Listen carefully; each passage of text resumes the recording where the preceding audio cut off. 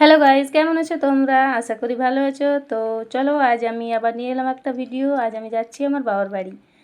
তো আজ আমার বাবার বাড়িতে আছে পান্তুপালা। তো এই পরবটা কাদের আছে, কে কে জানো প্লিজ কমেন্টে জানিও। তো আমরা সব রেডি হয়ে নিচ্ছি।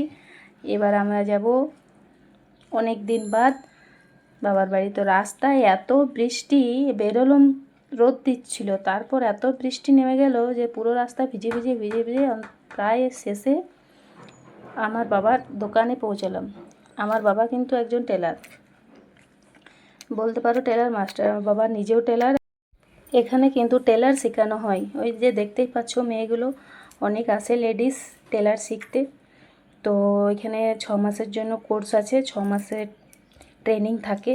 6 মাসের মধ্যে কেউ যদি নাও শিখতে পারে তো 6 মাসের বেশিও শিখতে পারে।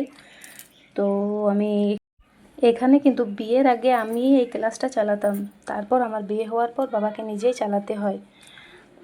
তো